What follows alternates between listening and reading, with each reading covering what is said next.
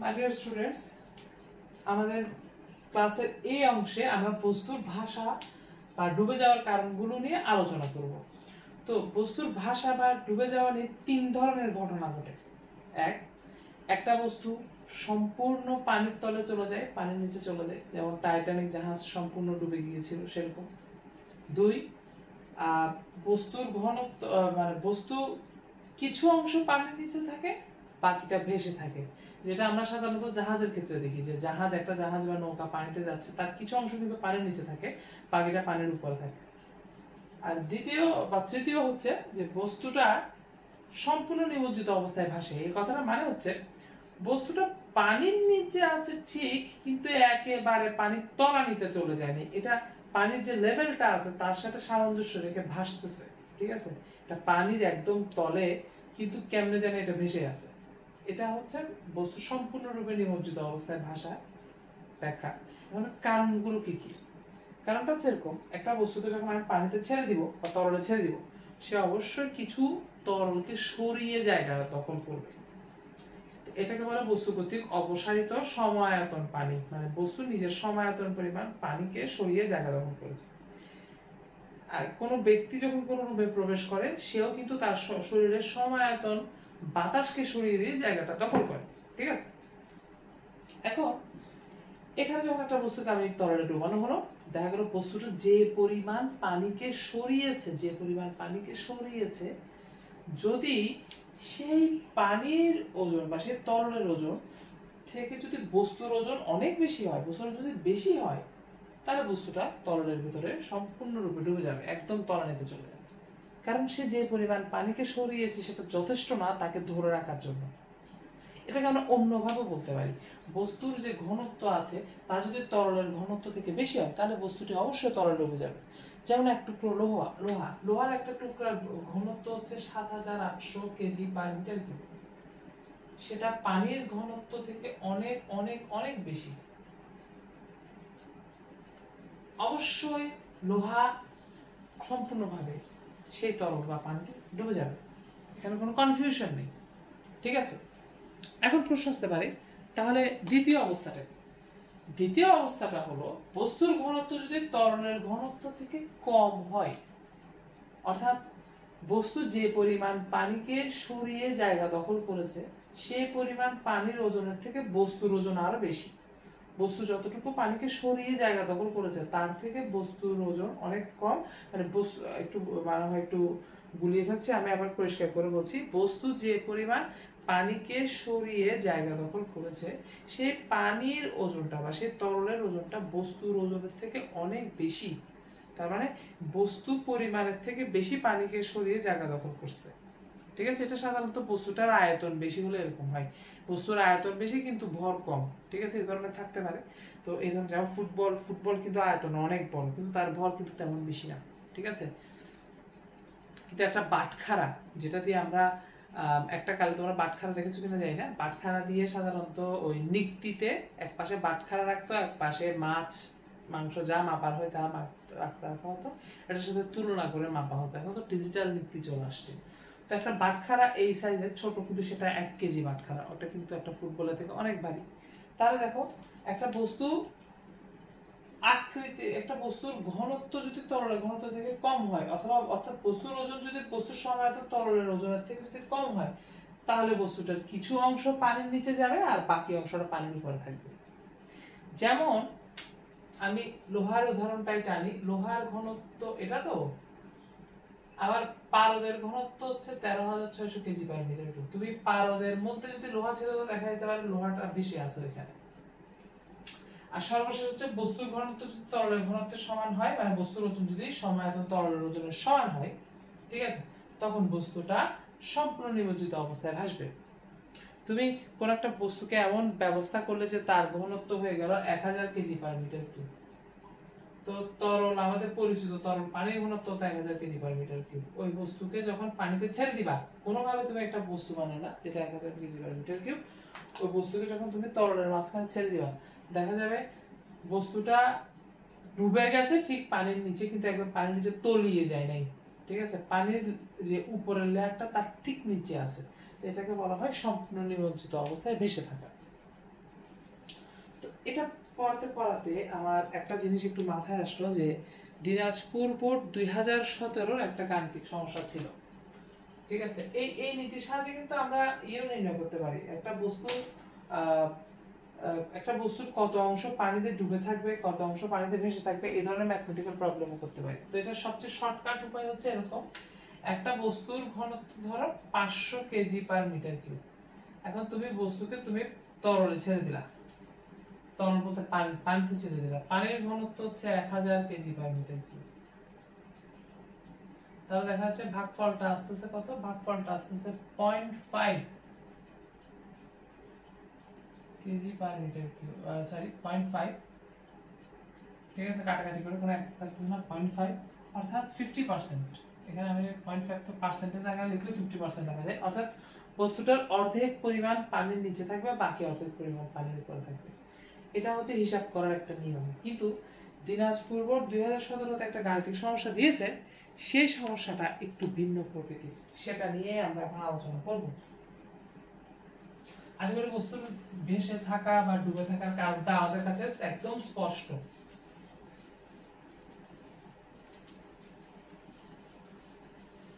তাহলে প্রশ্নটা কি আসছে আমরা যদি একটু দেখি।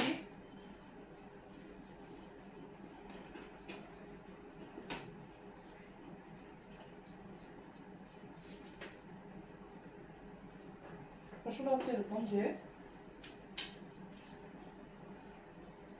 ধরো 900 মিটার কিউব আয়তনের একটা জলযান, যার ভর হচ্ছে 300 কেজি। তোমাদের কাছে প্রশ্নটা নিশ্চয়ই থাকবে, যার ভর হচ্ছে 300 কেজি, দিনাজপুর বোর্ড 2017।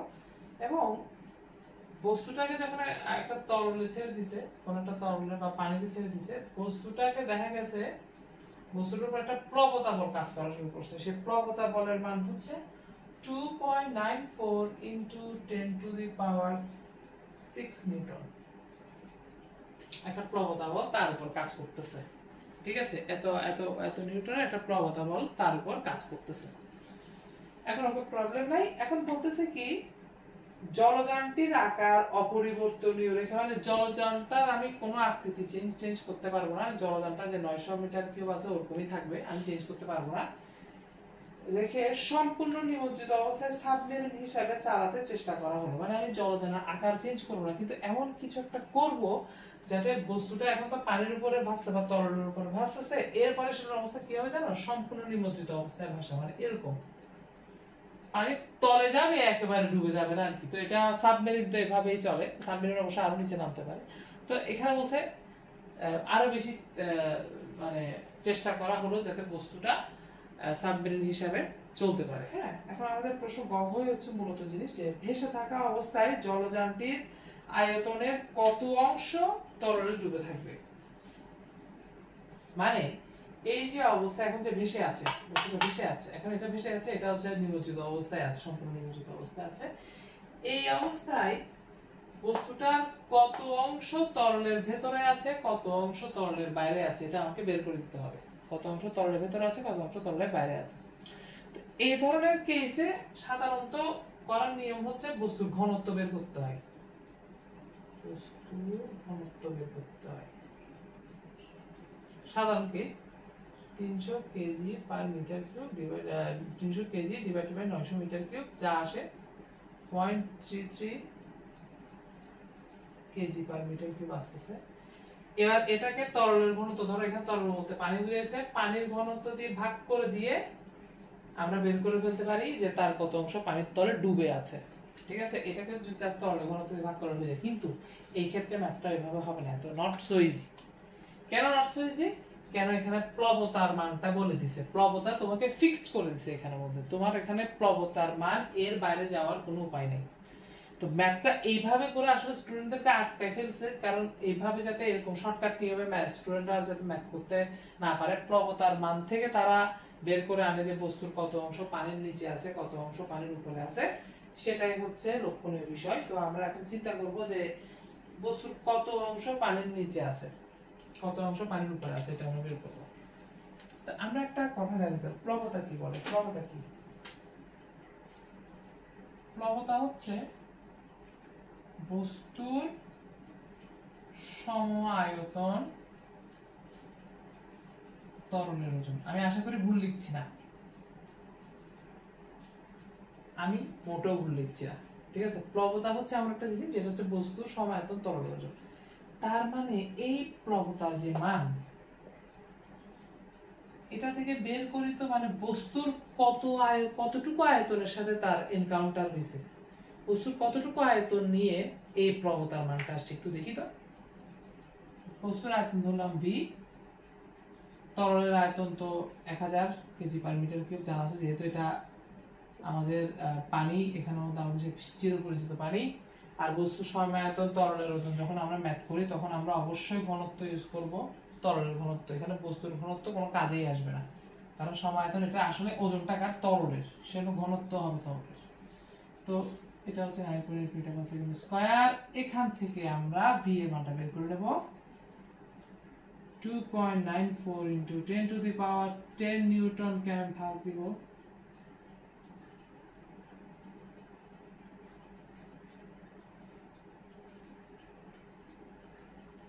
ভাগ দিলে आंसर দেখা যাবে 300 মিটার কিউব বা এরকম আসতেছে। তার মানে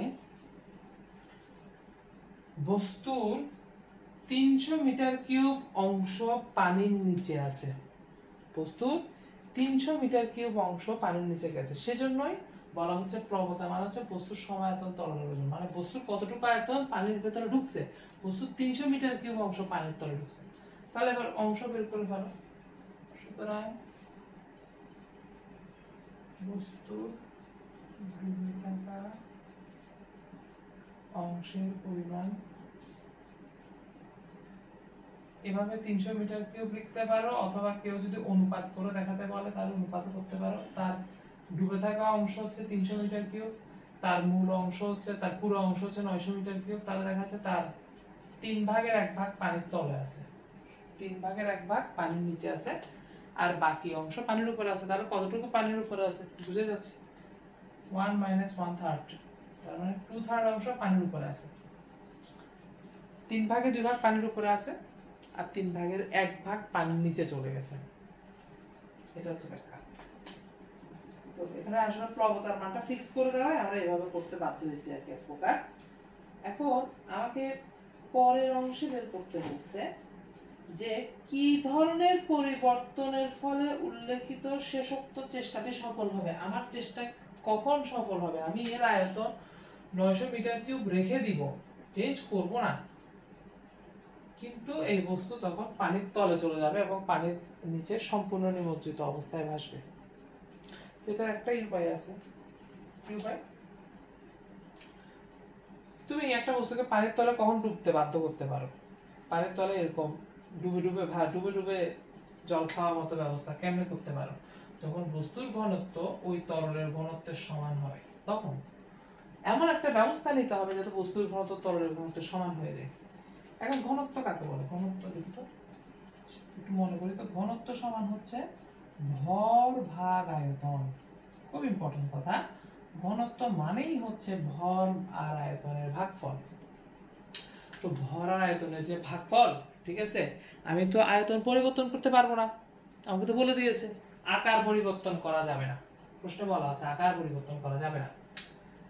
কি পরিবর্তন করবো তাহলে, ঘনত্ব যদি ঠিক করতে হয় তাহলে আমার চেঞ্জ করতে হবে ভরকে, ঠিক আছে। তাহলে আমরা লিখি জিনিসটা, আমরা লিখি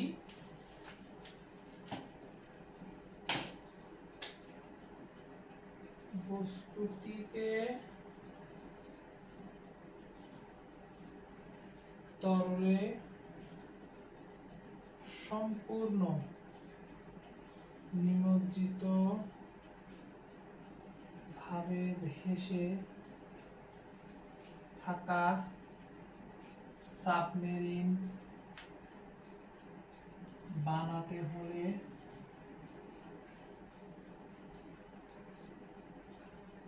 এর ঘনত্ব হবে 1000 kg per metre, 1000 kg per metre cube, তার ঘনত্ব হতে হবে এটা। তাহলে আমরা কি জানি, ঘনত্ব সমান হচ্ছে ভর ভাগ আয়তন। এখানে আমি এটাকে যদি নতুন ভর লিখি তো সমস্যা নাই। নতুন ভর মানে আমি তো ভর চেঞ্জ করব, ঠিক আছে? আমি যেহেতু আয়তন লিখে দাও ব্র্যাকেটে, যেহেতু আয়তন পরিবর্তন করা যাবে না, তাহলে আয়তন কত? আয়তন হচ্ছে 900 মিটার কিউব। নতুন ভর 1000 কেজি পার মিটার কিউব। সুতরাং নতুন ভর কত আসে দেখো তো? তার নতুন ভর হবে 1000 গুণ 900। এককের মধ্যে কাটাকাটি চলে যাবে। কিভাবে? এখানে কেজি পার মিটার কিউবের সাথে শুধু মিটার কিউবের গুণ যখন হবে তখন আনসারটা কেজিতেই আসবে। 1 2 3 4 5 9 into 10 to the power 5 KG হতে হবে। ওই ইমেন্স বৃদ্ধি। কোথায় তার ভর ছিল 300 কেজি, 300 কেজির জায়গায় নতুন ভর হইতে হবে তার 9 into 10 to the power 5 KG. ঠিক আছে, 9 into 10 to the power একটা হাতির ওজনের সমান প্রায়। ঠিক আছে, হ্যাঁ। তো এতটুকু ওজন তার হতে হবে, এতটুকু ভর, সরি ওজন না, ভর তার হতে হবে। তাহলে কি? সুতরাং ভর বাড়াতে হবে। ভর কতটুকু বাড়াতে হবে? ভর বৃদ্ধি করতে হবে সমান 9 into 10 to the power 5 KG minus 300 KG. বিয়োগফলটাই হবে আমাদের আলটিমেটলি আনসার।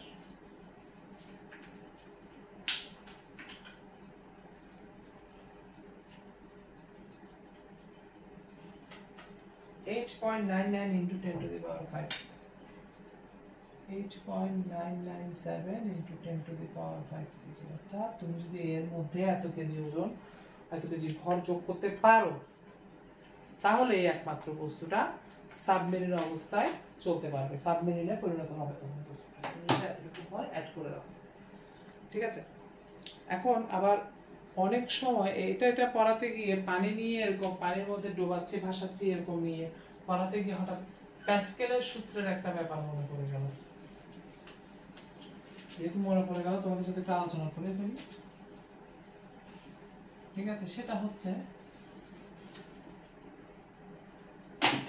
প্রশ্নটা এরকম করতে পারে, দেখাও যে প্যাসকেলের সূত্র শক্তি সংরক্ষণশীলতা নীতি মেনে চলে। দেখাও যে প্যাসকেলের সূত্র শক্তির সংরক্ষণশীলতা নীতি মেনে চলে। এখন একটা জিনিস একটু খেয়াল করতে হবে, স্যার আমাদের বইয়ে কিন্তু প্রমাণটা অলরেডি দেওয়া আছে, তো আমি জাস্ট একটু করে একটা জিনিস একটু রিমাইন্ড করাই দিই। সেটা হচ্ছে, আমরা যখন প্যাসকেলের সূত্রের মধ্যে দিয়ে যখন আমরা কাজ করব, ঠিক আছে, এখানে একটা বিষয় আছে। আমরা করব কি, এখানে এই পিস্টন যখন একটা ছোট পিস্টন আছে একটা বড় পিস্টন আছে, তো প্যাসকেলের সূত্রে কি হয়, আমরা যখন ছোট পিস্টনে একটা বল প্রয়োগ করি, ছোট বল, কিন্তু বড় পিস্টনে অনেক বড় বল পাই। এখানে 10 নিউটন দিলে এটা যদি 100 গুণ বড় হয় বড় পিস্টনটা, তাহলে এখানে 100 নিউটন বল পাবো। এটা যদি 1000 গুণ বড় হয়, এখানে 1 নিউটন বল প্রয়োগ করে এখানে 1000 নিউটন বল পাবো। এটা 10000 গুণ বড় হলে এখানে 1 নিউটন বল প্রয়োগ করে এখানে 10000 নিউটন বল পাবো। তাহলে এতগুলো বল আসতেছে করতে, এত বেশি বল, তার এখানে নিশ্চয় শক্তি সংরক্ষণশীলতা নীতি লঙ্ঘন হচ্ছে না। শক্তি সংরক্ষণশীলতা নীতি মোটেও লঙ্ঘন হচ্ছে না। কিভাবে দেখি আমরা? ধরি আমরা একটা বস্তুকে যখন F পরিমাণ বল প্রয়োগ করব, F1 পরিমাণ বল প্রয়োগ করব, তার একটা সরণ করবে না স্যার নিচের দিকে, ধরে নিলাম তার সরণ হচ্ছে L1। এখন তার ক্ষেত্রফল কত? তার ক্ষেত্রফল হচ্ছে A1, তার ক্ষেত্রফল হচ্ছে A1। এখন একটা জিনিস একটু খেয়াল রাখতে হবে, কৃত কাজ মানেই হচ্ছে বল গুণ সরণ, Fn, ঠিক আছে? আর F সমান, আবার আমরা যদি আবার একটু খেয়াল করি, ঠিক আছে, এখানে যে পরিমাণ, যে আয়তন, এখানে দেখো স্যার আয়তন কিন্তু বৃদ্ধি হওয়ার কোনো সুযোগ নেই, কারণ দুই পাশ থেকে পানি আটকানো, এখানে আয়তন কিন্তু ফিক্সড। তার মানে যতটুকু আয়তন আমি এদিক থেকে চাপ দিছি, এখানে যখন F2 পরিমাণ বল আমি রিটার্ন পাইছি, তখন ধরো এই পিস্টনের সরণ হয়েছে ধরো L2 পরিমাণ, আর এর ক্ষেত্রফল হচ্ছে A2। তাহলে এর কৃত কাজ কত? এই পাশে কৃত কাজ কত? এই পাশে কৃত কাজ দাঁড়াচ্ছে F2L2। তো এখন একটা জিনিস তো শিওর, এখানে আয়তনের কোনো পরিবর্তন ঘটে নাই, তার মানে এখানে যতটুকু আয়তন পানিকে আমি চাপ দিয়ে সরাইছি ততটুকু আয়তন পানি ওইখানে গেছে। ঠিক আছে, অর্থাৎ আমি যেটা বলতে চাচ্ছি এই A1 আর L1 এর যেটা গুণফল সেটা A2 L2 এর গুণফলের সমান হতে হবে। হবে, অবশ্যই হবে, হতেই হবে। কেন? এখানে আয়তন পরিবর্তনের কোনো সুযোগ নাই, দুই পাশ থেকে এটা পিস্টন দিয়ে আটকানো। এখানে আমি যতটুকু আয়তন পানিকে চাপ দিয়ে সরাইছি ততটুকু আয়তন পানি ওই পাশে চলে গেছে। ঠিক আছে, এটাই তো আমাদের চট্টগ্রামে সাধারণত হয়ে থাকে। চট্টগ্রামে কি হয়, আমরা যখন কোন একটা জায়গায় রাস্তা উঁচু করে ফেলি, পানি উঠতেছে, রাস্তা উঁচু করে ফেলতেছে, তো সেই পানি কোথায় যাবে? সেই পানি কি সরাসরি চাকদাখানে চলে যাবে? না, সেই পানি ওই জায়গা থেকে সরে অন্য কোনো একটা জায়গায় গিয়ে জমা থাকবে। ঠিক আছে, তুমি যতটুকু আয়তন রাস্তা খুলছো ততটুকু আয়তন পানি ওখানে না জমে অন্য কোথাও গিয়ে জমবে। ঠিক আছে, এখানেও সেরকম। তো এই দুইটার আয়তন কিন্তু সেম। তাহলে আমি এখান থেকে কি পাচ্ছি? আমি এখান থেকে L1 সমান পাচ্ছি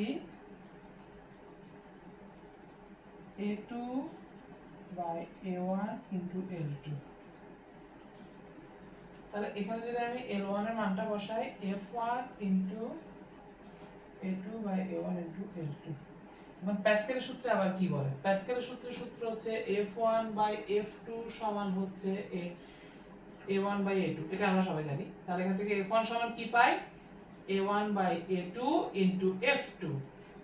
এই মানটা F1 এর মানটা এখানে বসাবো, A1 by A2 into F2 R into A2 by A1 into L2। দেখো সব কাটাকাটি চলে যাবে, শুধু F2 into L2 থাকবে, যেটা হচ্ছে ওই দেখো দ্বিতীয় পৃষ্ঠনিকৃত কাজ। দ্বিতীয় পৃষ্ঠনিকৃত কাজ খুব সিম্পল। হ্যাঁ, অর্থাৎ আমি এখানে যে কৃত কাজটা করেছি ওখানে সেই পরিমাণ কৃত কাজই রিটার্ন পেয়েছি। ঠিক আছে, এটাই হচ্ছে প্যাসকেলের সূত্র বা প্যাসকেলের এই বল বৃদ্ধিকরণ নীতি। ঠিক আছে, এটা আমাদের শক্তি সংরক্ষণশীলতা নীতির বিপরীতে কখনোই যায় না। ঠিক আছে, তো ভিডিওটি দেখার জন্য সকলকে অসংখ্য ধন্যবাদ।